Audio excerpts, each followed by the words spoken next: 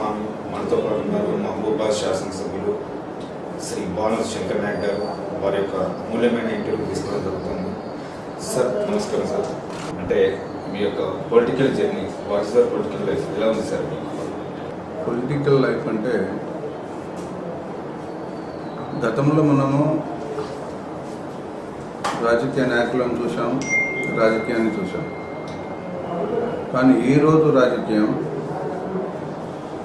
చాలా విచిత్రమైన పరిస్థితులు. కొన్ని పార్టీ నాయకులకు ఎథిక్స్ లేకుండా, మోరల్స్ లేకుండా ఇష్టం వచ్చిన భాష మాట్లాడడం, ఇష్టం వచ్చినట్టు చేయడం అది మంచి పద్ధతి కాదు. ఓకే, భారతదేశంలో ఎన్నో పార్టీలు ఏర్పడ్డాయి. కొన్ని పార్టీలు ఉన్నాయి, కొన్ని పార్టీలు అడ్రస్ లేకుండా పోయినాయి. అది మీకు తెలుసు, నాకు తెలుసు. అయితే యాక్చువల్గా నేను చిన్నప్పటి నుంచే, స్టూడెంట్ లైఫ్ నుంచే చదువుకుంటూ గవర్నమెంట్ హాస్టల్, ఎస్టీ హాస్టల్లో బాలసముద్రంలో 10th వరకు అక్కడే చదువుకున్నాం. తర్వాత ఇంటర్మీడియట్ కూడా గవర్నమెంట్ జూనియర్ కాలేజీలో చేశాం. నేను చిన్నప్పటి నుంచే స్పోర్ట్స్ కానీ, గైడ్స్ కానీ, ప్రెసిడెంట్ స్కౌట్స్ అండ్ గైడ్స్లో ఆంధ్రప్రదేశ్ నుంచి గౌరవ పెద్దలు ప్రెసిడెంట్ ఆఫ్ ఇండియా నీలం సంజీవ్ రెడ్డి గారితో, ప్రెసిడెంట్ ఆఫ్ ఇండియా ఇందిరాగాంధీ గారితో, వారు ఎక్కడున్నారో వారి ఆశీస్సులతోటి, మా గురువుల ఆశీస్సులతోటి ప్రెసిడెంట్ ఆఫ్ ఇండియా మన ప్రెసిడెంట్ స్కౌట్స్ అండ్ గైడ్స్ తరఫున ఆంధ్రప్రదేశ్ నుండి రివార్డ్స్ తీసుకోవడం జరిగింది. ముఖ్యమంత్రులుగా లెక్కలేదు, అది కూడా తీసుకోవడం జరిగింది. నేను స్పోర్ట్స్లో ఆల్రౌండర్ ఛాంపియన్. అలాగే కష్టపడి చదివి, మాది పెద్ద కుటుంబం, రాయల్ కుటుంబం. ఆ కుటుంబం నుంచి కష్టపడి చదువుకుంటూ ఇవాళ ఈ స్టేజ్కి రావడం జరిగింది. బీటెక్ ఆర్ఈసీ వరంగల్లో చేశాం, ఎంబీఏ కాకతీయ యూనివర్సిటీలో చేశాం. ఫస్ట్ నుంచి లీడర్షిప్ లక్షణాలు ఉన్నాయి కాబట్టి మనం we have to do something అని, ఏదో ఒకటి చేయాలి, we have to do something for poor people, we have to do something for nation అనే ఉద్దేశంతో నేను యాక్చువల్గా సివిల్ సర్వీస్ రాశాను. సివిల్ సర్వీస్లో నా కోరిక పోలీస్ ఐపీఎస్ కావాలనే కోరిక ఉండే. ఐపీఎస్ రాలేదు. తర్వాత మనం ఏపీఎస్సి రాసి ఆంధ్రప్రదేశ్లోనే సెకండ్ నేమ్ జాబ్లో జాయిన్ కావడం జరిగింది 1992. తర్వాత అసిస్టెంట్ ఎగ్జిక్యూటివ్ ఇంజనీర్గా సెలెక్ట్ అవ్వడం, జాబ్ చేయడం, దాని తర్వాత డిప్యూటీ ఎగ్జిక్యూటివ్ ఇంజనీర్, దాని తర్వాత ఎగ్జిక్యూటివ్ ఇంజనీర్గా నేను ఆ ఆర్డర్ తీసుకొని రిజైన్ చేయడం జరిగింది. ఇరిగేషన్ డిపార్ట్మెంట్లో చేశాను. సో ఆ శాఖలో నా వంతు నా పాత్ర నేను పోషించడం జరిగింది. తర్వాత 2006లో కొంతమంది కావాలని చెప్పేసి నాకు అధిక ఆస్తులు అని చెప్పేసి ఇంటిపైన దాడులు చేయించడం జరిగింది. సో దానికి మనోవేదన చేసి, అది నేను జాబ్ చేసేటప్పుడు మన మెజర్మెంట్ బుక్ అని ఉంటుంది, ఎంపీ కూడా రాయలేదు. అసలు ఏంటిది, అధిక ఆస్తులు ఏంటిది ఇది అని చెప్పేసి చాలా మనోవేదన చేసి జైలుకు పోవడం చాలా బాధాకరం. అప్పుడు నా పిల్లలు, నా భార్య పిల్లలు పడ్డ కష్టాలు, తర్వాత నేనేందో నిరూపించుకొని కాంగ్రెస్ ప్రభుత్వం అండి వితిన్ 3 monthsలో మచ్చలేని నాయకుడుగా నేనేందో చూయించిన తర్వాత ఆ గౌరవ పెద్దలు కృషిశేషులు వైఎస్ రాజశేఖర రెడ్డి గారు నా ఆవేదన, నా బాధను అర్థం చేసుకొని డిపార్ట్మెంటల్ ఎంక్వైరీ అండ్ రీఇన్స్టిట్యూట్ అని చెప్పి ఇవ్వడం జరిగింది. వితిన్ 3 monthsలో ఆ కేసు కొట్టేసి మచ్చలేని నాయకుడిగా బయటికి రావడం. తర్వాత నాకు ఎందుకో జాబ్ చేయాలనే ఆలోచన లేకుండా మా డిపార్ట్మెంట్లో చాలామంది పాపం పెద్దలు, గౌరవ పెద్దలు ఎస్పీ టక్కర్ గారు, నాకు తల్లి తండ్రి గురువు దైవమైన మా డాక్టర్ డిటి నాయక్ గారు, గౌరవ పెద్దలు, వారి ఆశీస్సులతోటి నేను ఈరోజు ఇంతవరకు అయితే ఆ జాబు రిజైన్ చేయడం జరిగింది. జాబ్ రిజిగ్నేషన్ యాక్సెప్ట్ చేయడానికి కూడా ఒప్పుకోలేదు, కొంతమంది కానియలేదు. దాని తర్వాత చాలా సీరియస్గా తీసుకొని జాబ్ రిజైన్ చేయడం జరిగింది. 2009లో మెగాస్టార్ గౌరవ పెద్దలు చిరంజీవి గారి ఆశీస్సులతోటి వారు బీఫామ్ చేయడం, నేను పొలిటికల్లో రావడం, నేను ఓడిపోవడం, రాజకీయ దారి రాజకీయ భవిష్యత్తు నాకు మెగాస్టార్ చిరంజీవి గారు ఇస్తే రాజకీయ లైఫ్ జీవితాన్ని ప్రాణం పోసి నేను ఇవాళ ఈ స్థాయిలో ఉన్నానంటే మా ప్రియతమ నాయకులు ఎస్సీ ఎస్టీ కావచ్చు, ఈ బడుగు వర్గాల ఆశాజ్యోతి, మన బంగారు తెలంగాణ అభివృద్ధి ప్రదాత, అలాగే 14 సంవత్సరాలు పోరాడి సాధించుకున్న తెలంగాణ వీరుడు కావచ్చు, మన ప్రియతమ నాయకులు కేసీఆర్ గారి ఆశీస్సులతో నేను ఇవాళ ఈ స్టేజ్లో ఉన్నాను. మీకు రాజకీయాల్లోకి రావడానికి ప్రధాన కారణం ఇదే. ఈ నన్ను అనవసరంగా రెచ్చగొట్టి నా మీద కేసులు పెట్టేసి, సో లేనిపోని బురద చల్లి, ఈ అమ్మాయి జాబ్ ఏముంది, మనం ఏదో ఒకటి చేద్దాం, పేదవాళ్ళ కోసం ఏదో ఒకటి చేద్దామనే చిన్నప్పటి నుంచి నాది అదే ఉద్దేశం. సో మనం లెఫ్ట్ పార్టీలో ఉన్నా, రైట్ పార్టీలో ఉన్నా, ఏది ఉన్నా మనం ఏదో ఒకటి చేయాలనే తపన. సో ఆ ఉద్దేశంతో రాజకీయాల్లో రావడం జరిగింది. మళ్ళీ 2014లో మా ప్రియతమ నాయకులు కేసీఆర్ గారి ఆశీస్సులతో, మాన్కోట ప్రజల ఆశీస్సులతో ఎమ్మెల్యేగా గెలవడం, మళ్ళీ 2018 మళ్ళీ మా ప్రియతమ నాయకులు కేసీఆర్ గారి ఆశీస్సులతో, మళ్ళీ మాన్కోట ప్రజల ఆశీస్సులతోటి మనం మళ్ళీ ఎమ్మెల్యే కావడం రెండోసారి. సో చరిత్రలో నేను అనుకుంటా, అంటే నా కాన్ఫిడెన్స్, ఇప్పటి వరకు మాన్కోటను ఏ పాలకులు ఏ ప్రభుత్వాలు కూడా అంత అభివృద్ధి చేయలేదని నేను అనుకుంటా. ప్రజలను మీరు ఎవరిని అడిగినా చెప్తారు. ఇయ్యాలను, తండాలను, గూడాలను గ్రామ పంచాయతీ చేసిన ఘనత మన కేసీఆర్ది. ఎన్నో ఇప్పుడు 100 కోట్ల రూపాయలు నా నియోజకవర్గానికి ఇచ్చేసి, ఇవాళ మీరు గతంలో మాన్కోట ఎట్లా ఉండే, ఇప్పుడు మాన్కోట ఎట్లా ఉంది చూస్తున్నారు. ఇవాళ సెంట్రల్ లైటింగ్స్ కావచ్చు, వైండింగ్ అండ్ సెంటరింగ్ రోడ్స్ కావచ్చు, వైట్ ట్యాప్ రోడ్స్ కావచ్చు, ప్రతి తండాకు బీటీ రోడ్ కావచ్చు, తాగునీరు, సాగునీరు ఏదైనా కావచ్చు. ఇప్పుడు 29 రాష్ట్రాలలో బీజేపీ పరిపాలిస్తున్న రాష్ట్రాలు కావచ్చు, కాంగ్రెస్ పరిపాలిస్తున్న రాష్ట్రాలలో కూడా లేని సంక్షేమ పథకాలు అభివృద్ధి మన రాష్ట్రంలో జరుగుతుంది. ఇవాళ అన్నం పెట్టే రైతుకు 24 గంటల కరెంటు, రైతు బంధు, రైతు బీమా లాంటి, కాళేశ్వరం లాంటి ప్రాజెక్టులు కట్టి ఇవాళ రైతులను అద్భుతంగా కాపాడుకున్న ప్రభుత్వం మన తెలంగాణ ప్రభుత్వం. అంటే మీకు రాష్ట్రంలో టీఆర్ఎస్ పార్టీ అధికారంలో ఉంది, టీఆర్ఎస్ పార్టీ అన్ని డెవలప్మెంట్ కార్యక్రమాలు, ఎన్ని కార్యక్రమాలు చేస్తున్నాయని మీరు అంటున్నారు. బట్ అక్కడ సెంటర్లో ఉన్నటువంటి బీజేపీ ప్రభుత్వం, ఇక్కడ ఉన్నటువంటి రాష్ట్ర నాయకత్వం కానీ, ఇక్కడ ఉన్నటువంటి సెంటర్లో ఉన్నటువంటి నాయకులు కానీ, సెంట్రల్ నుంచి ఇచ్చేటువంటి 14th ఫైనాన్స్ ఫండ్స్ కావచ్చు కానీ, 30th ఫండ్స్ కావచ్చు కానీ, వాటితోనే డెవలప్మెంట్ చేస్తున్నారని బీజేపీ నాయకులు. దీని మీ యొక్క అభిప్రాయం ఏంటి? ట్యాక్స్ రూపంలో కొంత సెంట్రల్ గవర్నమెంట్ కొంత అమౌంట్ కడతాము, అది మీకు తెలుసు, అందరికీ తెలుసు. ఆ ట్యాక్స్లో సెంట్రల్ గవర్నమెంట్, కేంద్ర ప్రభుత్వం ఏం చేస్తుందంటే ప్రతి రాష్ట్రానికి ఇంత వాటాని ఇస్తుంది. సో మనం ఎక్కువగా ట్యాక్స్ కట్టే ప్రభుత్వం రాష్ట్రం మన తెలంగాణ రాష్ట్రం. మనం 70 పైసలు కడితే మనకు వచ్చేది 40 పైసలే వస్తున్నాయి. కేంద్రం ఏమి ఇస్తలేదు. ఇక్కడ కేంద్రం అది ఇస్తుంది, ఇది ఇస్తుంది అని చూపెట్టమనండి. లేకుంటే రాష్ట్ర ప్రభుత్వం ఏం చేస్తుందో, any centre in Telangana state, I will show you, నేను చూపిస్తా. మరి అదే బీజేపీ ప్రభుత్వం ఏం చేస్తుందో ప్రజలు గమనిస్తున్నారు. ఇవాళ రైల్వేని అమ్ముకోవడం, ఇవాళ ఎల్ఐసిని అమ్ముకోవడం, ఇవాళ స్టీల్ ప్లాంట్లు అమ్ముకోవడం, ఇవన్నీ ప్రజలు గమనిస్తున్నారు కదా. ఏం చేసిందండి చెప్పండి మీరు. ఇవాళ బీజేపీ పార్టీ చేసిందేందో, ప్రజలకు, పేద ప్రజలకు చేసిందేందో ఒక్కసారి మామూలు వ్యక్తులను అడగండి మీరు, రోడ్ పండి ఇలా ఇంటర్వ్యూ చేయండి. సో ఇవాళ మన ప్రియతమ నాయకులు కేటీఆర్ గారు, daring and dynamic icon leader, ఇవాళ ఎన్ని ఐటీ హబ్స్ మన తెలంగాణ రాష్ట్రానికి, హైదరాబాద్కి వచ్చినాయి. ఎంతమంది యువత జాబ్ చేస్తున్నారు మీరు ఒక్కసారి గమనించండి. ఎవరైనా అసలు ఐటీ హబ్ అంటే ఎవరికైనా తెలుసా? అసలు ఎవరైనా తెచ్చారా? నా బాధ ఏంటంటే ఇదంతా ప్రజలు గమనిస్తున్నారు, యూత్ చూస్తున్నారు. మొన్న జిహెచ్ఎంసీ ఎలక్షన్లో ఏదో తొందరపాటు పడి, ఏదో మిస్గైడ్ చేసేసి యువత కొంచెం తొందరపడి ఏదో ఇప్పుడు బాధపడుతున్నారు. అరే ఎందుకు గెలిపించాం దుబ్బాక, ఎందుకు గెలిపించాం జిహెచ్ఎంసీలో అని చెప్పేసి ఇప్పుడు బాధపడుతున్నారు. ఇప్పుడు హుజురాబాద్, అది చిన్న విషయం. అది యాక్చువల్గా అది చాలా చిన్న విషయం. తండ్రి అండి, మీరు తండ్రి, మీ పిల్లలకు కొట్టి తిట్టే హక్కు మీకు ఉంటుంది. అంత మాత్రాన నా తండ్రి గొప్పడా అని చెప్పేసి మనము ఇల్లు వదిలిపెట్టి పారిపోతే ఎట్లా? తప్పు కదా. మన ఇంట్లో మనమే తల్లిదండ్రులతో ఉండాలి.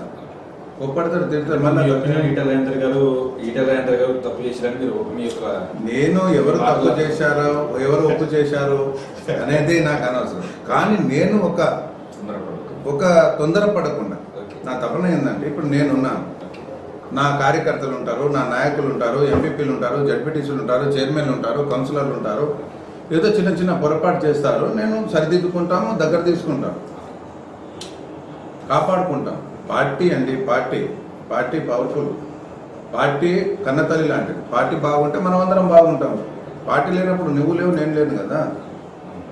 ఇప్పుడు కేసీఆర్ గారు బాయిలో దునుకుంటే డైరెక్ట్ పోయి ఎందుకు ఏందని నేను అడగను, పోయి దునకడమే ఉంటుంది. అట్లా ఉండాలి పార్టీ అంటే. ఎవరైతే పార్టీని నమ్ముకొని నాయకుడిని నమ్ముకొని ఉంటారో వాళ్ళకి ఫ్యూచర్ ఉంటుంది. ఇలా KCR father of Telangana, KTR future of Telangana. యువత దిశానిర్దేశం నిర్దించే నాయకుడు కేటీఆర్ గారు. ఇలా చాలామంది ఉన్నారు, చాలామంది కష్టపడ్డారు, అందరు చేస్తున్నారు. ఇలా రాజకీయం ఎవరు పేదవాడి గురించి ఎవరు ఆలోచించారండి? ఇలా పేదవాడి ఇంట్లో ఎస్సీ ఎస్టీ బీసీ సపన్న జాతుల ఇంట్లో ఒక కళ్యాణం జరిగితే కళ్యాణ లక్ష్మి ఇవ్వాలనే ఆలోచన ఎవరికైనా వచ్చిందా? నోబడి. ఇవాళ అన్నం పెట్టే రైతే రాజు రైతే వెన్నెముక అంటున్నాం భారతదేశానికి. అలాంటి రైతు గురించి ఎవరైనా ఏ పాలకులైనా ఆలోచించారు? ఇలా మన ప్రియతమ నాయకులు కేసీఆర్ గారు అన్నం పెట్టే రైతు బాగుంటే రాష్ట్రం బాగుంటుందనే ఉద్దేశంతో ఇవాళ కాళేశ్వరం లాంటి ప్రాజెక్టులు కట్టేసి ఇవాళ రైతు బంధు, రైతు బీమా, సాగునీరు, తాగునీరు ఇస్తున్న ఏకైక రాష్ట్రం తెలంగాణ కాదా? మన కేసీఆర్ కాదా? ఇలా ఎంత సంతోషంగా ఉన్నారు రైతులు. ఇలా పేదవాళ్ళు కళ్యాణ లక్ష్మి ఎంత సంతోషంగా ఉన్నారు. ఇలా అసలు ఇవాళ రేషన్ కార్డు పంపిణీ జరిగింది, చాలామంది సంతోషం. ముఖ్యుడు అన్నం ఎంత విశాల హృదయంతో మన కేసీఆర్ గారు వారు కూడా 3 పూటల భోజనం చేయాలి, ఆకలి సాగులు ఉండకూడదు తెలంగాణ రాష్ట్రంలో అని చెప్పేసి ఇవాళ రేషన్ కార్డ్స్ 3,000 రేషన్ కార్డ్స్ పంపిణీ చేయడం జరిగింది. ఇవాళ సార్ అంటే ఇప్పుడు ఈటెల రాజేందర్ గారు పార్టీ నుంచి సస్పెండ్, మంత్రివర్గం నుంచి బర్తరఫ్ చేయడం జరిగింది, పార్టీ నుంచి సస్పెండ్ చేయడం జరిగింది. అదే at the same time Telangana రాష్ట్రం ఏర్పడినాక 2014లో తాటికొండ రాజయ్య గారు ముఖ్యమంత్రి ఉన్నప్పుడు అతన్ని మంత్రివర్గం నుంచి బర్తరఫ్ చేయడం, కానీ పార్టీ నుంచి సస్పెండ్ చేయలేదు. మరి ఈటెల రాజేందర్ గారిని పార్టీ నుంచి ఎందుకు సస్పెండ్ చేయవలసి వస్తుంది? అంటే ఏమైనా బలమైన కారణాలు బైసా? ఇప్పుడు నేను గౌరవ పెద్దలు ఈటెల రాజేందర్ అన్న గురించి కానీ మన పెద్దలు డాక్టర్ రాజా గురించి కానీ అంత ఎదగలే. నేను చాలా చిన్న పిల్లకాకింది. నా క్యారెక్టర్ ఏంది, నా పని ఏందో నాకు చేయడమే తెలుసు, నా డ్యూటీ అంతవరకే. కానీ ఒకరి గురించి మాట్లాడి ఒకరిని విమర్శించడం, ఒకరు ఏ పని ఏం చేస్తున్నారు, వాళ్ళెందుకు వీళ్ళెందుకు, అది నా బిజినెస్ కాదు. That is not my business, none of my business. So మీ యొక్క పార్టీ నుంచే బయటికి పోయింది కాబట్టి దాన్ని మీ యొక్క అభిప్రాయం. నేను అంతవరకు ఆలోచన, నా నియోజకవర్గం ఎట్లా అభివృద్ధి చెందాలి, నా ప్రజలను ఎట్లా, నా రోడ్స్ ఎట్లా, నా ఇల్లు ఎట్లా, నా డబ్బులు, నా పేదవాళ్ళు ఏమైపోతున్నారు, నా నియోజకవర్గం ఏమైపోతుందని ఆలోచిస్తా తప్ప నేను అంత పెద్దగా ఆలోచించే వ్యక్తిగా నేను ఎదగలేదు. ఇంకా ఎదగని నాకు అవసరం కూడా లేదు. నాకు నా పార్టీ చల్లగా ఉండాలి, నా కేసీఆర్, నా కేటీఆర్, మా పార్టీ నాయకులు బాగుండాలి, పార్టీ బాగుండాలి, కార్యకర్తలు బాగుండాలి, నియోజకవర్గం బాగుండాలి, ఎలా అభివృద్ధి చేసుకోవాలి అనే తపన ఉంటుంది నాకు తప్ప ఇంకా వేరే ఆలోచన నాకు ఉండదు. ఓకే సార్, అంటే ఒకప్పుడు మానుకోట అంటే కమ్యూనిస్టుల కోట కావచ్చు, కాంగ్రెస్ కోట, కమ్యూనిస్టుల కోట అయింది, కాంగ్రెస్ కోట అయింది, ఇప్పుడు ప్రెసిడెంట్ టీఆర్ఎస్ నడుస్తుంది. అంటే మీ యొక్క ప్రమేయం ఎంతవరకు ఉంది, అంటే మీకు ప్రజలలో ఎంతవరకు ఆదరణ ఉంది అనుకుంటున్నారు? ఇవాళ గతంలో మీరు మంచి క్వశ్చన్ అడిగారు. గతంలో ఎస్సీ ఎస్టీ బీసీ ఎవరు గడికి వెళ్ళేవాళ్ళండి? గడిలో రానిచ్చేవాళ్ళు కాదు, గడిలో వెళ్ళేవాళ్ళు కాదు. గడిలో ఎవరో పెద్ద నాయకుడు ఒకడు పోయేటోడు, ఏదో మాట్లాడినామంటే మాట్లాడినాం, చేసినామంటే చేసినాం. అసలు పేదవాడి గురించి ఎమ్మెల్యేలను చూశారా? జనారెడ్డి జనార్దన్ రెడ్డిని ఎవరైనా ప్రజలు చూశారా? ప్రజలు పనుల కోసం కాదట. నాకు కొంతమంది అంటుంటారు అసలు ఎమ్మెల్యేని చూద్దామని చెప్పేసి గడికి వెళ్ళే వాళ్ళంట. విచిత్రం. ఇలా మీరు చూశారు, ఎంత ఒక జాతర లాగా ఉంటుంది నా దగ్గర. డైరెక్ట్ ఓటర్స్ నా దగ్గరికి వస్తారు, లీడర్స్ కాదు, డైరెక్ట్ ఓటర్స్ నా దగ్గర అడుగుతారు. ఎస్, వాళ్ళకి మామూలు ఎవరైనా, లేడీస్ కావచ్చు, జెంట్స్ కావచ్చు, కార్మికులు కావచ్చు, కర్షకులు కావచ్చు, వ్యాపారస్తులు కావచ్చు, ఎవరైనా కావచ్చు, any people come to me, నా దగ్గరికి వస్తారు, వాళ్ళ పని చేయించుకుంటారు, హ్యాపీగా వెళ్తారు. అది దట్ ఈస్ శంకర్ నాయక్. ఇంకోటి, నేను ఎవరి జోలికి వెళ్ళను, నా జోలికి వస్తే వదిలిపెట్టేది ఉండదు. అది తెలంగాణ రాష్ట్రంలో అందరికీ తెలుసు. అంటే ఇప్పుడు శంకర్ నాయక్ గారు అంటే ఒక పేరుంది, అంటే దానికి మీరు ఎలాంటి రియాక్ట్ అవ్వదు. అంటే మేము చెప్పేది ఏంటంటే, ఒక వివాదాలకు కేర్ ఆఫ్ శంకర్ నాయక్ అని చాలా మంది అంటుంటారు. దీని మీద మీ యొక్క అభిప్రాయం ఏంటి? అంటే కలెక్టర్ గారి విషయంలో కానీ ఏదో మీరు విలమా గురించి రెడ్డిల గురించి కామెంట్ చేయడం జరిగింది. దీని మీద మీ యొక్క అభిప్రాయం ఏంటి? నేను ఏమంటున్నా, ఎప్పుడో 2017-16 నాకు కరెక్ట్ డేట్ కూడా గుర్తులేదు, మన ప్రియతమ నాయకులు కేసీఆర్ గారు హరితహారం బ్రహ్మాండమైన ప్రోగ్రామ్. 33% అడవులు ఉండాలి. ఎంత పర్సెంట్ ఉండే మన 2014లో మన రాష్ట్రం వచ్చినప్పుడు? 20% కూడా లేకుండా అడవులన్నీ అంతరించిపోయినాయి. చెలకలు, మన వాగులు, వంకలు అన్నీ అంతరించిపోయినాయి. అందరూ దోచుకున్నారు, అంతా ఇది చేసుకున్నారు. అది కావాలనే మంచి ఉద్దేశంతో మళ్ళీ అడవులను పెంచాలి. ఇవాళ కోతులు ఊర్లోకి ఎందుకు వస్తున్నాయి? వాటి ఆహారం మనం తింటున్నాం కాబట్టి అవి అన్ని ఊర్ల మీద పడ్డాయి. వర్షాలు రావట్లేదు, వర్షాలు రావాలి, మళ్ళీ వర్షాలు రావాలి, తిరిగి కోతులు అడవికి వెళ్ళాలి. అంటే we have to do something అనే మంచి ఉద్దేశంతో మా ప్రియతమ నాయకులు కేసీఆర్ గారు ఇవాళ హరితహారం ప్రోగ్రామ్ తోటి బ్రహ్మాండ కొన్ని కోట్ల మొక్కలు నాటడం జరిగింది. ఇవాళ అడవి ఎంత 28%కి వచ్చింది. అప్పుడు అంతా ఉన్న అడవుల సంఖ్య, ఫారెస్ట్ సంఖ్య ఇవాళ గింత వచ్చింది. సో అది బ్రహ్మాండమైన ప్రోగ్రాం హరితహారం. ఇవాళ మిషన్ భగీరథ, మిషన్ కాకతీయ, ఆసరా పెన్షన్, ఇవాళ రైతు బంధు, రైతు బీమా, ఇవాళ వేరే ఎస్సీ ఎస్టీ పిల్లలకు, మైనార్టీ పిల్లలకు ఇవాళ మనం పై చదువులకు పంపడం కావచ్చు, స్కాలర్షిప్ కావచ్చు, అలాగే రెసిడెన్షియల్ స్కూల్స్ కావచ్చు, మైనార్టీ కావచ్చు, ఎస్సీ ఎస్టీ బీచ్కి రెసిడెన్షియల్ స్కూల్స్ గతంలో ఎన్ని ఉన్నాయి, ఇప్పుడు ఎన్ని ఉన్నాయి. ఇలా విద్య వైద్య అంటే విద్య వైద్య ఆరోగ్యమే మహాభాగ్యం. ఇలా ఆరోగ్యం బాగుంటే మనం అందరం దేనికైనా పనిచేస్తాం. ఆరోగ్యంగా ఉండాలి, ఎడ్యుకేషన్ ఉండాలి అంటే దాని మీదనే మన ప్రభుత్వం ఫోకస్ చేస్తుంది. అలాగే అన్నం పెట్టే రైతు బాగుంటే రాష్ట్రం బాగుంటుంది అని చెప్పేసి ఇవన్నీ మీరు చూస్తున్నారు. ఏ పాలకులు ఏ ప్రభుత్వాలు చేయని పనులు మన ప్రభుత్వం చేస్తుంది, అది మీరు చూస్తున్నారు. మొన్న మీరు నాగార్జున సాగర్లో నేను ఇన్ఛార్జికి వెళ్ళాను. మేలచెరువు ఇవాళ హుజూరాబాద్, హుజూర్ నగర్ వెళ్ళాము, గెలిచాము. నాగార్జున సాగర్ వెళ్ళాము, గెలిచాము. మన వరంగల్లో వేశారు, వరంగల్లో అద్భుతంగా గెలిచాము. ఎక్కడ వేసినా ఖమ్మం వేశారు, ఖమ్మంలో గెలిచాము. రేపు హుజూరాబాద్లో కూడా అదే పరిస్థితి. ఎందుకంటే ప్రజలు గమనిస్తుంటారు ఎవరేం పని చేశారు ఏంటిది అనేది ప్రజలు గమనిస్తుంటారు, ప్రజలే ఓటేస్తారు. ఓటేసేది ప్రజలు కదా, నాయకులు కాదు. నాయకులు మాట్లాడతారు, 100 మాటలు మాట్లాడతారు, కానీ ప్రజలు గమనిస్తూ ఉంటారు ఎవరు ఏం చేస్తున్నారు, అభివృద్ధి ఎలా జరుగుతుంది, మనకేమి ఇస్తుంది ప్రభుత్వం ఏం చేస్తుంది అనేది ప్రజలు గమనిస్తున్నారు, ప్రజలే తీర్పు ఇస్తారు. 2009 ప్రజారాజ్యం పార్టీ నుంచి ఎమ్మెల్యేగా పోటీ చేయడం జరిగింది. ఓటమి నుంచి జరిగింది. సో ఓటమి చెందిన తర్వాత మీరు ఏ విధంగా ఫీల్ అయ్యారు? అంటే రాజకీయ పరంగా మళ్ళీ రాజకీయాలు ఉండాలా వద్దా అంటే ఏమన్నా మీరు డిసప్పాయింట్ అయ్యారా? నాకు డిసప్పాయింట్ అవ్వాల్సిన అవసరం లేదు. ఎందుకంటే ఓటమి గెలుపు అనేది సహజం. అది ఓటమి గెలుపు అనేది సహజం. ఇప్పుడు అలాగే సివిల్ సర్వీస్ ఎగ్జామ్స్ రాస్తాం, అందరికీ కలెక్టర్లు, ఐపీఎస్, ఐఆర్ఎస్ కావాలనేది ఏం రూల్ లేదు కదా. అది మన దానిపైన మన సత్తాపై ఆధారపడి ఉంటుంది. సో మనము రాజకీయంగా కొత్తగా రాజకీయంలోకి వచ్చాము. సో 2009లో 1 కాదు 2 కాదు 20,000 పైచిలకు ఓట్లు వచ్చాయి. దాని తర్వాత మనము చిరంజీవి గారు సమైక్యాంధ్ర అన్నారు. తర్వాత 14 సంవత్సరాలుగా తెలంగాణ రాష్ట్రం కోసం పోరాడుతున్న మన ప్రియతమ నాయకులు కేసీఆర్ గారు ఆ పార్టీలో జాయిన్ కావడం. నేను ఫస్ట్ ఇంజనీరింగ్ ఉన్నప్పుడు కూడా తెలంగాణ కోసమే పోరాడాను. స్టూడెంట్ లైఫ్ నుంచి తెలంగాణ కోసమే పోరాడాను. సో మన పార్టీలో మనం పోవాలని చెప్పేసి మన పార్టీలో పోయాం. మా నాయకుడు ఏది చెప్తే అది తూచా తప్పకుండా మనం చేయడం జరిగింది. నా పనిని చూసి మన ప్రియతమ నాయకులు కేసీఆర్ గారు బీఫామ్ ఇవ్వడం జరిగింది. వారి మాటను నెగ్గేయడం జరిగింది. వమ్ము చేయకుండా మనం ప్రజలను ఈ రోజు వరకు ప్రజలు చాలా అంటే ఉంటాయి, మీకు తెలుసు కదా, సొంత పార్టీలోనే ఉంటాయి, కుటుంబంలోనే ఉంటాయి. అవన్నీ చిన్న చిన్న సమస్యలు ఉంటాయి, అవి పెద్ద సమస్యలు కాదు. అంటే మీరు ఒక సినిమా అనేది మీరు దాన్ని అదొక పబ్లిసిటీ సార్, బాగా మీరు విప్లవం అనే ఒక సినిమా ద్వారా మీరు అందరికీ విప్లవ సైన్యం అనే ఒక సినిమా చేయడం, అంటే ఆ ఒక సినిమా తీయడం అనేది మీకు ఆ థాట్ ఎందుకు వచ్చింది సార్ అసలు? అంటే యాక్చువల్గా మీకు కూడా తెలుసు, విప్లవ సైన్యం అనేది పిక్చర్ టైటిల్ అది. అసలు విప్లవం ఎందుకు వచ్చింది? ఇలా రాడికల్స్ కానీ, ఎస్ఎఫ్ఐ కానీ, ప్రజాప్రద కానీ, ప్రజా సంఘాలు ఇవి పోరాడుతున్నాయి. ఎందుకు పోరాడుతున్నాయి? అసలు విప్లవం ఎక్కడి నుంచి పుట్టింది, ఎందుకు పుట్టింది?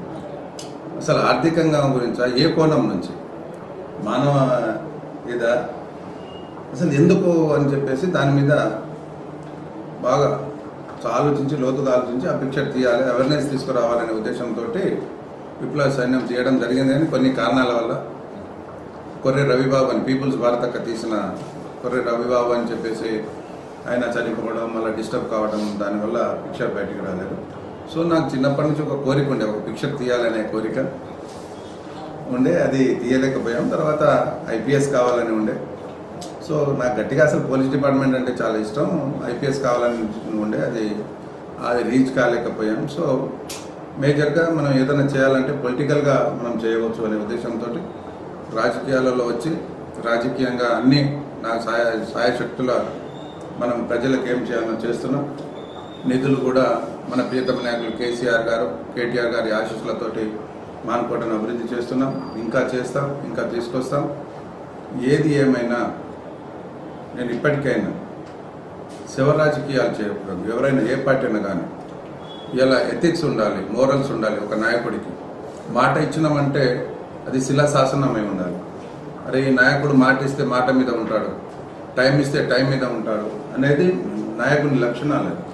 ప్లస్ నాయకుడు ఎలా ఉండాలంటే ఎవరికి ఏం జరిగినా 12 గంటల నైట్ ఏం జరిగినా ఒక కార్యకర్త నాయకుడు కానీ ఫోన్ చేస్తే దాన్ని స్పందించే గుణం నాయకునికి ఉండాలి.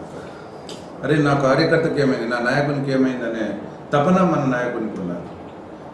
ఒక 10 మందికి భోజనం, ఇలా భోజనం తింటుంటే కూడా వస్తే ఫస్ట్ కార్యకర్తలకు భోజనం పెట్టి తర్వాత మనం భోజనం చేయాలి. అది నాయకుని లక్షణం. అంటే 2018లో మీరు టీఆర్ఎస్ పార్టీ తరఫున మీరు ఎమ్మెల్యే క్యాండిడేట్గా మీరు పోటీ చేసిండ్రు, కాంగ్రెస్ పార్టీ తరఫున బలరాం నాయక్ గారు పోటీ చేయడం జరిగింది. అంటే ఒక కేంద్ర మంత్రి స్థాయికి ఉన్నటువంటి వ్యక్తి అతను ఓడిస్తానని మీరు అనుకున్నారా? అప్పుడు మీకు ఏ విధంగా ఫీలింగ్ కలిగింది? చాలామంది నాకు డిక్రేజ్ చేయడం అంటే ఇంక్రీజ్ చేయలేదు. అదే కేంద్ర మంత్రి మీద శంకర్ నాయక్ గెలుస్తాడా, కేంద్ర మంత్రి మీద శంకర్ నాయక్ గెలుస్తాడా? అరే AK-47 తోటకు వాడు కేంద్ర మంత్రి అయితే ఏంది, ఎవడైతే నాకేంది, ఎవరికైనా దిగేది అదే తోట కదా. సో మనం ఎంతో చూపించాం, ప్రజలను నేనెంతో గమనించి చేశారు, వాత పెట్టారు, అడ్రస్ లేకుండా పోయింది కదా. ఇలా కాంగ్రెస్ పరిస్థితి ఏంది? నాయకులు, మంచి నాయకులు ఎందుకు పార్టీ మారుతున్నారు? ఎన్ని సంవత్సరాలు సేవ చేసింది వాళ్ళకు. ఇప్పుడు మనం టీఆర్ఎస్ పార్టీ భిక్ష పెట్టింది, మనం టీఆర్ఎస్ పార్టీ వదిలిపెట్టి పోతామండి? అది కాదు కదా. చచ్చిన బతికిన అదే పార్టీలో ఉంటాం, నాయకంతో ఉంటాం, చివరి వరకు ప్రజల సేవ చేస్తాం, ప్రజల కోసం బ్రతుకుతాం. ఎందుకంటే ఒక ఫీల్డ్ ఎన్నుకొని మనం వచ్చాం, మన కోసం వాళ్ళు రాలేదు. అంటే ఇప్పుడు మీరు అన్నారు సార్, అంటే పార్టీ నమ్మకం మనం ఉండాలి, పార్టీ మనకి ఎప్పుడైనా లైఫ్ ఇస్తాయని అంటున్నారు. అంటే కాంగ్రెస్ పార్టీ నుంచి గెలిచినటువంటి మీ 12 మంది ఎమ్మెల్యేలు ఎవరైతే ఉన్నారో మీ పార్టీలోకి రావడం జరిగింది. అంటే వాళ్ళ మీద మీ యొక్క అభిప్రాయం ఏంటి?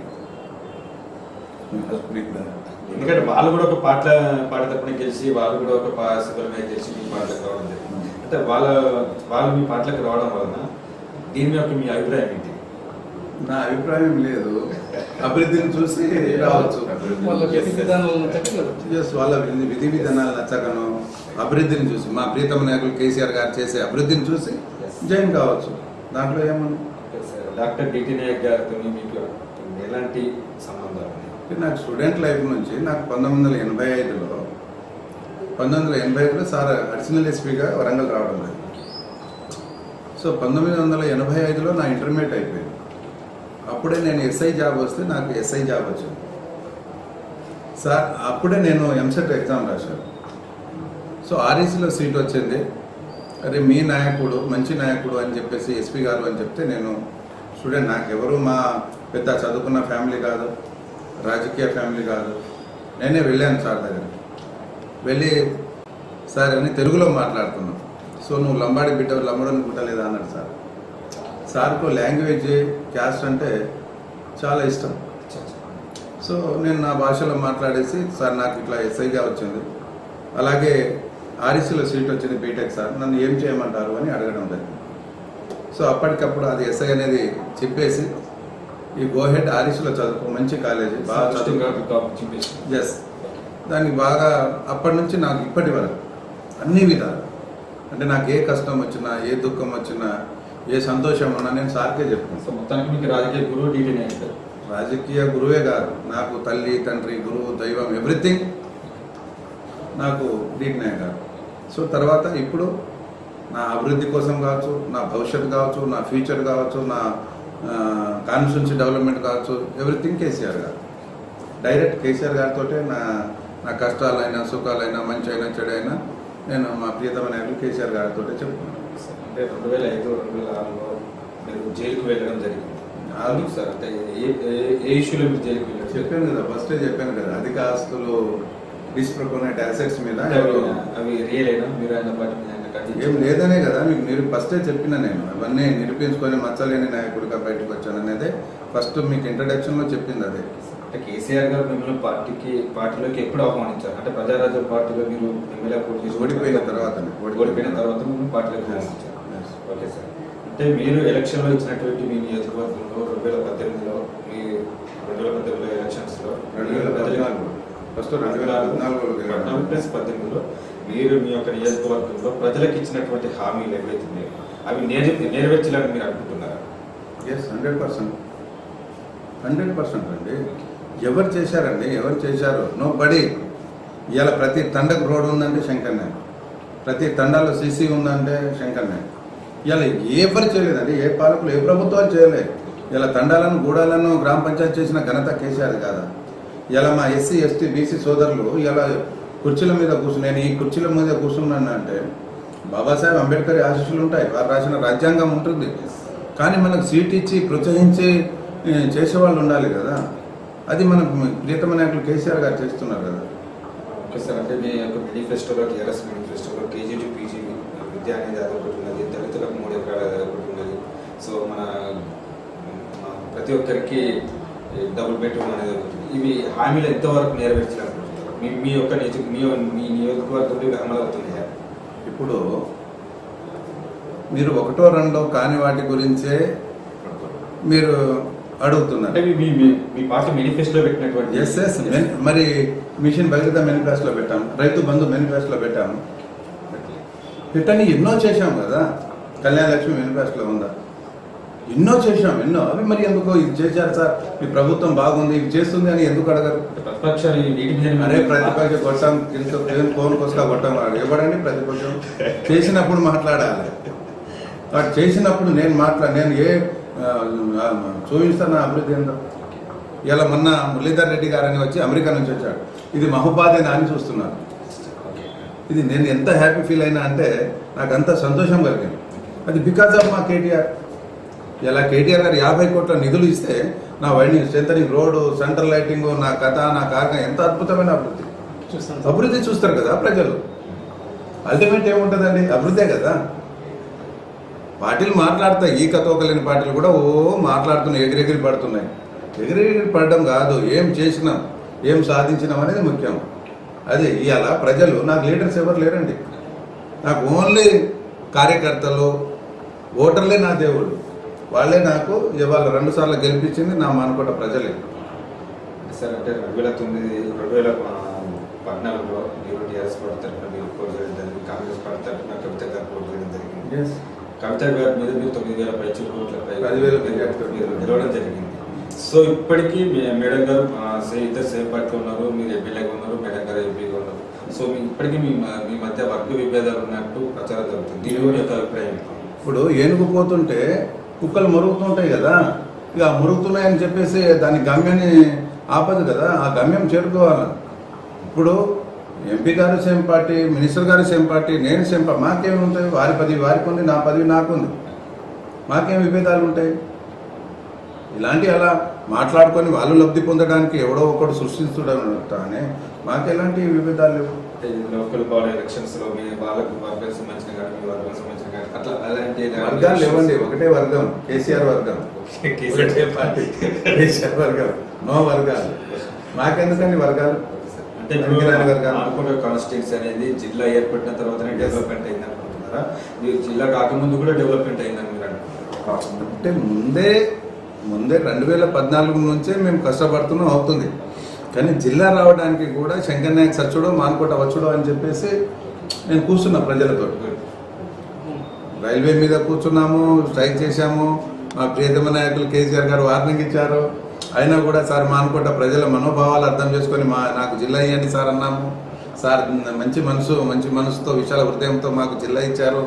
మొన్ననే ఎంపీ ఎలక్షన్ అప్పుడు కూడా చాలా మీ నిండు అసెంబ్లీలో కూడా మీరు చూసి ఉంటారు.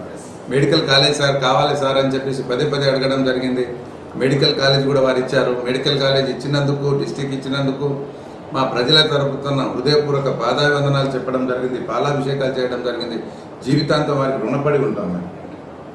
తెలంగాణ ఇంకా చాలా చేసేది ఉన్నది. ఇవాళ హార్టికల్చర్ పాలిటెక్నిక్ ఇస్తామని అన్నారు, అది కూడా జీవో కాపీ తీసుకొచ్చేది ఉంది. చాలా ఉన్నాయి. ఇవాళ మెడికల్ కాలేజ్ అంటే నాట్ ఏ జోక్. ఇవాళ ఎంత ఫీచర్ ఉంటుందండి మెడికల్ కాలేజ్ అంటే. ఎంతమంది ఉద్యోగాలు, ఎంతమంది బ్రతుకుతారు. అసలు డిస్ట్రిక్ట్ అలా రూపురేఖలు చేంజ్ అయిపోతుంది కదా. అది నాకు చాలు నా జీవితానికి. ఇలా ఒక జిల్లా సాధించాం, ఒక మెడికల్ కాలేజ్ సాధించాం, ఒక గవర్నమెంట్ ఇంజనీరింగ్ కాలేజ్ కావచ్చు, ఒక పాలిటెక్నిక్ కాలేజ్ కావచ్చు. ఇవన్నీ జోక్ కాదు కదా. ఒక విద్యావంతుడిగా నా బాధ్యత నేను నెరవేర్చాలి కదా. అంటే మానకోట నుంచి ఇప్పుడు మహబూబాబాద్ నుంచి మీరు 2 సార్లు గెలవడం జరిగింది. మీకు ఎందుకు మంత్రి పదవిలో చోటు లభించకపోయింది? అంటే మీకు రాజకీయ శత్రువులు ఎవరైనా ఉన్నారా మంత్రి పదవి రాకపోవడం? ప్రతి ఫీల్డ్లో శత్రువులు లాంటి వాళ్ళు ఉంటారు కదా వైఎస్ఆర్. మన కుటుంబంలోనే అన్నకు తమ్ముడు చెల్లెలు అలా ఉంటుంది. ప్రతి కుటుంబంలో కావచ్చు రాజకీయ పార్టీలు ఉంటారు, శత్రువు లేకుండా ఎక్కడ ఉండరు. ఇప్పుడు కాదు కదా, యుద్ధాలు జరిగినప్పుడే ఎందుకు యుద్ధాలు జరిగినాయి. ఉంటుంది, శత్రుత్వం ఉంటుంది, మిత్రుత్వం ఉంటాయి, అన్నీ ఉంటాయి. కానీ కేసీఆర్ గారికి తెలుసు, మా ప్రియతమ నాయకులు కేసీఆర్ గారికి తెలుసు ఏ బిడ్డకు ఏం చేయాలి, ఎలా చేయాలి, ఎప్పుడు ఇవ్వాలి అని చెప్పేసి మా ప్రియతమ నాయకులు కేసీఆర్ గారికి తెలుసు. వారు ఎప్పుడు ఏం చేయాలో వారికి తెలుసు. వారి మీదనే వదిలిపెట్టడం జరిగింది. ఓకే సార్, మీ యొక్క రాజకీయ జీవితం ఇంకా మంచి హ్యాపీగా ఉండాలని కోరుకుంటూ, అలాగే ఉన్నత పదవులు మీరు ఇంకా చేపట్టాలని కోరుకుంటూ, బాణస్ శంకర్ నాయక్ గారు జరగబోయేటువంటి కేబినెట్ విస్తరణలో సార్కు మంచి ఒక మంత్రి పోర్ట్ఫోలియో ఒక మంచి స్థానం లభించాలని కోరుకుంటూ మా ఛానల్ తరఫున మీకు ఆల్ ది బెస్ట్ చెప్తూ సార్ మీరు ఇంకా మంచి ఉన్నత పదవులు అధిరోగించాలని కోరుకుంటూ, ప్రజలకు ఎల్లప్పుడూ సేవ చేయాలని కోరుకుంటూ మా ఛానల్ తరఫున మీకు ఆల్ ది బెస్ట్ చెప్తూ థ్యాంక్ యూ సో మచ్. ముఖ్యంగా ప్రజలకు మీ ఛానల్ ద్వారా ప్రజలకు ఒకటే కోరుతున్నా, ఇంకా కరోనా మహమ్మారి ఉంది, దయచేసి మాస్కులు ధరించండి, డిస్టెన్స్ పాటించండి, మన శానిటైజర్ యూజ్ చేయండి. దయచేసి మనం రక్షించుకుంటూ సమాజాన్ని కూడా రక్షించవలసిన బాధ్యత మన అందరిపైన ఉంది. దయచేసి గమనించండి, జాగ్రత్తగా ఉండండి, సేఫ్గా స్టే హోమ్, చాలా బాగుండాలి అని చెప్పేసి మీరందరూ ఆరోగ్యాలతో సుఖశాంతులతో ఉండాలని చెప్పేసి కోరుకుంటూ, మన ఛానల్ ఇంత మంచి ఇంటర్వ్యూ తీసుకున్నందుకు వారికి హృదయపూర్వక ధన్యవాదాలు తెలియజేస్తాం. సెలవు. Thank you so much. జై తెలంగాణ, జై కేసీఆర్. Thank you.